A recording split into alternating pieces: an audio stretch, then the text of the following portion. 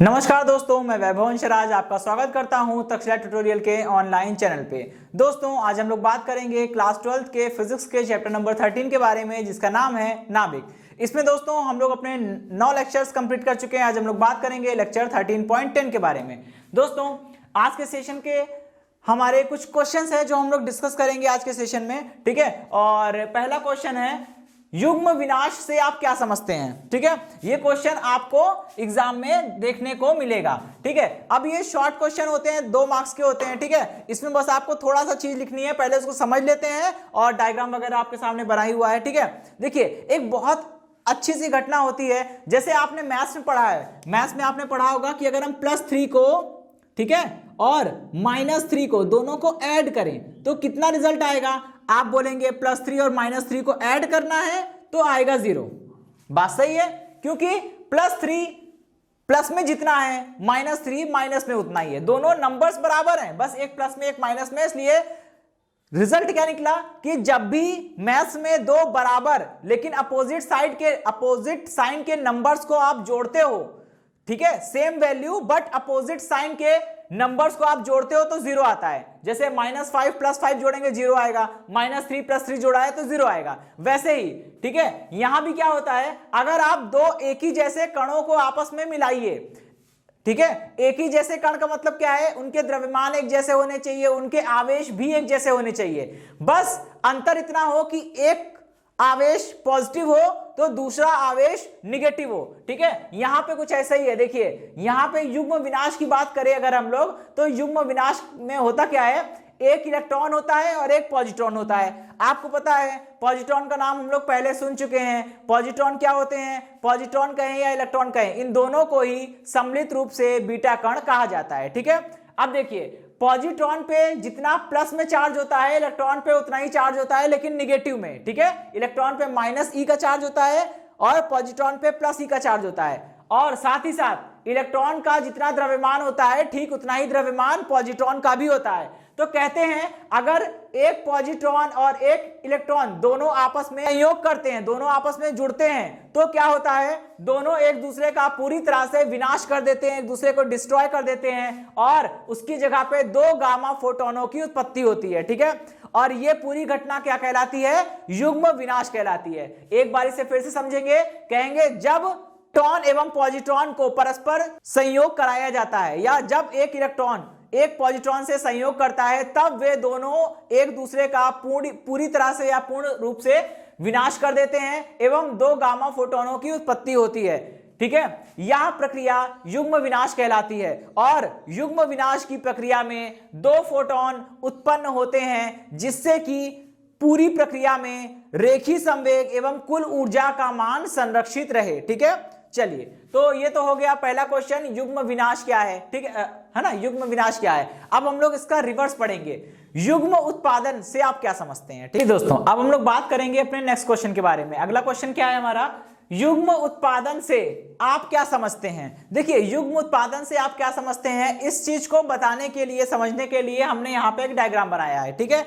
अच्छा, थोड़ी देर के लिए विचार करिए, युग्म विनाश क्या था। युग्म विनाश में 2 अपोजिट टाइप के पार्टिकल एक दूसरे से जुड़ रहे थे, और जैसे ही 2 अपोजिट टाइप के पार्टिकल जैसे इलेक्ट्रॉन और पॉजिट्रॉन आपस में जुड़े, इन्होंने क्या किया, एक दूसरे का पूरी तरह से विनाश कर दिया और उसकी जगह 2 फोटोन, गामा फोटोन उत्पन्न हुए थे, ठीक है। अब यहां पे उल्टा होगा, एक गामा फोटोन से दोनों कण वापस प्रकट हो जाएंगे या पैदा हो जाएंगे। कैसे, समझिए। कहते हैं जब किसी नाभिक पर कोई ऐसा फोटोन गिराया जाता है, जब किसी नाभिक पे कोई ऐसा फोटोन गिराया जाता है जिसकी ऊर्जा, ठीक है, जिसकी ऊर्जा 1.02 मिलियन इलेक्ट्रॉन वोल्ट से अधिक हो। समझिएगा बात को।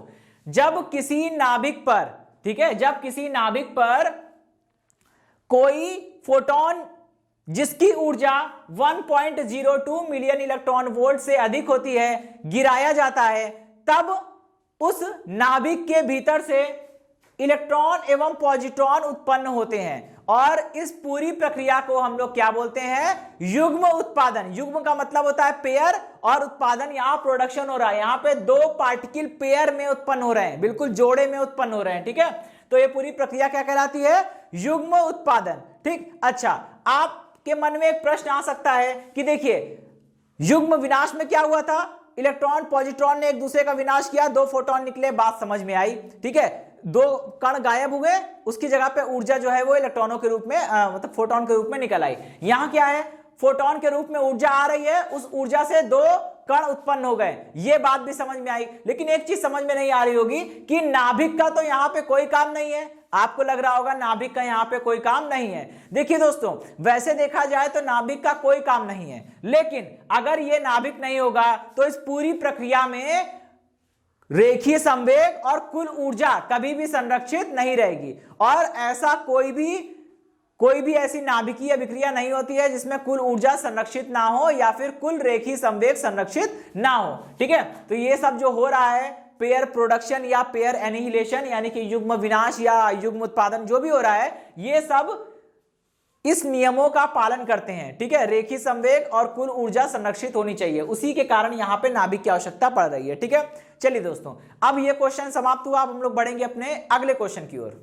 ये सारे क्वेश्चन दोस्तों इंपॉर्टेंट है, 2 मार्क्स में आपको ये सब मिल जाएंगे, ठीक है। युग्म विनाश, युग्म उत्पादन और जो तीसरा क्वेश्चन मैं बोलने जा रहा हूं वो, ठीक है। देखिए दोस्तों, प्रतिकण से आप क्या समझते हैं, एंटी पार्टिकल से आप क्या समझते हैं, ठीक है।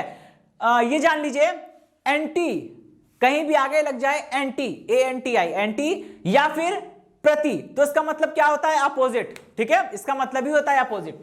तो कण के आगे लगा है प्रति, मतलब कि एंटी पार्टिकल, ठीक है, इंग्लिश में बोलते हैं एंटी पार्टिकल, मतलब पार्टिकल का विरोधी। देखिए दोस्तों, हर एक इंसान का कोई ना कोई विरोधी इस दुनिया में होता है, ठीक है, कोई ना कोई तो मिल ही जाएगा आपको, ठीक है, जो आपका विरोध करे, विरोधी है वो आपका। तो वैसे ही कहते हैं हर एक कण का अपना अपना एक विरोधी होता है, ठीक है, उसी को हम लोग बोलते हैं प्रतिकण। लेकिन अब इसको एग्जाम में ऐसे तो नहीं लिख सकते कि हर एक कण का अपना अपना एक विरोधी होता है जिसे हम लोग उस कण का प्रतिकण बोलते हैं। ये परिभाषा थोड़ी सी अजीब से लगेगी, ठीक है, और बिल्कुल ही रिलेवेंट नहीं है, बिल्कुल ही फैमिलियर नहीं है, ठीक है। अब ये तो समझने के लिए हो गया। अब हम लोग इस चीज को ऐसे समझेंगे, कहेंगे कि अगर किसी कण को उसके प्रतिकण के साथ मिला दिया जाए तो वो दोनों एक दूसरे का विनाश कर देते हैं और उसके स्थान पे ऊर्जा जितनी निकलनी होगी वो निकल जाएगी, ठीक है। ये बात समझ में आई, यानी कि हम बोलेंगे वे 2 कण जो परस्पर आपस में संयोग करके एक दूसरे का पूरी तरह से विनाश कर देते हैं, क्या कहलाते हैं, प्रतिकण कहलाते हैं, ठीक है। वे 2 कण जो परस्पर संयोग करके एक दूसरे का पूर्णतया या पूरी तरह से विनाश कर देते हैं, क्या कहलाते हैं, प्रतिकण कहलाते हैं। अब देखिए, हर कण का कोई ना कोई प्रतिकण होता है, मैं आपसे बोल चुका हूं, ठीक है। तो यहां पे मैं कुछ लिस्ट लिख रहा हूं, इस लिस्ट को समझिएगा, ठीक है, और कण के सामने उनके प्रतिकण का नाम लिख रहा हूं, उसको समझते चलिएगा, ठीक है। जैसे पहला कण है इलेक्ट्रॉन, इस इलेक्ट्रॉन को हम लोग कैसे प्रदर्शित करते हैं, -1 बीटा 0, या फिर आप इसे इस तरह से प्रदर्शित कर सकते हैं, ठीक है। इलेक्ट्रॉन का जो प्रतिकण होता है वो होता है पॉजिट्रॉन, इलेक्ट्रॉन का होता है पॉजिट्रॉन। पॉजिट्रॉन को हम लोग लिखते हैं +1 बीटा 0, या फिर आप इसे इस तरह से भी प्रदर्शित करते हैं E+, ठीक है। अच्छा, इलेक्ट्रॉन का प्रतिकण पॉजिट्रॉन हो गया, पॉजिट्रॉन का प्रतिकण इलेक्ट्रॉन हो गया। दूसरा प्रोटॉन, प्रोटॉन को हम लोग कैसे लिखते हैं, P से लिखते हैं, ठीक है। प्रोटॉन का एक होता है एंटी प्रोटॉन, ठीक है, इंग्लिश में ही इसका नाम है एंटी प्रोटॉन। आप इसे इंग्लिश में भी लिख सकते हैं प्रोटॉन या फिर एंटी प्रोटॉन, इंग्लिश में लिखिए चाहे ऐसे लिख लीजिए जैसे मैंने लिखा है। इसको हम लोग प्रदर्शित करते हैं, पी के ऊपर एक बार लगा देते हैं, मतलब ये एंटी प्रोटॉन है। एंटी प्रोटॉन है तो समझ जाइएगा, जो भी पार्टिकल का एंटी पार्टिकल होता है, जो कण का प्रतिकण होता है, तो कण और प्रतिकण दोनों के आवेश आपस में बराबर होते हैं, दोनों के द्रव्यमान भी बराबर होते हैं। इसका मतलब प्रोटॉन पे जितना प्लस का चार्ज है, एंटी प्रोटॉन पे उतना ही माइनस का चार्ज है, और जितना द्रव्यमान प्रोटॉन का है उतना ही द्रव्यमान एंटी प्रोटॉन का भी है, ठीक है। चलिए अभी थर्ड वाले की बात करता हूं, न्यूट्रॉन, ठीक है, थर्ड वाले की बात करता हूं न्यूट्रॉन। तो दोस्तों न्यूट्रॉन की अगर हम बात करें तो न्यूट्रॉन को हम लोग लिखते हैं N से। न्यूट्रॉन का एंटी पार्टिकल क्या है, एंटी न्यूट्रॉन, ठीक है। न्यूट्रॉन का क्या है, एंटी न्यूट्रॉन। एंटी न्यूट्रॉन को हम लोग N बार से लिखते हैं, ठीक है। चलिए फोर्थ क्या है, न्यूट्रिनो। न्यूट्रिनो, न्यूट्रिनो को हम लोग किससे लिखते हैं, न्यू से लिखते हैं। तो इसका एंटी पार्टिकल क्या हो जाएगा, एंटी न्यूट्रिनो। न्यूट्रिनो का हो जाएगा, इसका रिवर्स हो जाएगा एंटी न्यूट्रिनो, और ये न्यू बार, ठीक है। चलिए फिफ्थ वाला क्या है, पाई प्लस मेसॉन।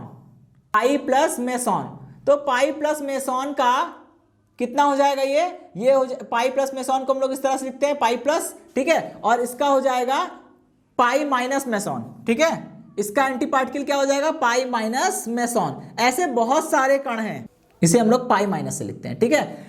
ऐसे बहुत सारे कण हैं और हर एक कण का कोई ना कोई एंटी पार्टिकल यानी कि प्रतिकण, हर एक कण का कोई ना कोई प्रतिकण, या इंग्लिश में बोलेंगे तो हर एक पार्टिकल का कोई ना कोई एंटी पार्टिकल आपको जरूर मिल जाएगा, ठीक है। तो बस ये रही पार्टिकल और एंटी पार्टिकल का कॉन्सेप्ट। बस इतना ध्यान रखिएगा, पार्टिकल और एंटी पार्टिकल दोनों के आवेश बराबर होंगे, बस एक का आवेश प्लस में होगा, दूसरे का आवेश यानी कि चार्ज माइनस में होगा, और दोनों के द्रव्यमान एग्जैक्टली इक्वल होंगे, ठीक है। चलिए अभी हम लोग बढ़ते हैं अपने लास्ट टॉपिक की ओर। देखिए दोस्तों, ये अगला टॉपिक जो हमारा है वो है नाभिकीय संलयन। नाभिकीय संलयन क्या होता है, ठीक है, यहां हम लोग केवल एक छोटा सा टॉपिक पढ़ने वाले हैं कि नाभिकीय संलयन है क्या, ठीक है, और ये शॉर्ट में आता है, काफी इंपॉर्टेंट टॉपिक है, इस चीज को समझने का प्रयास करिएगा।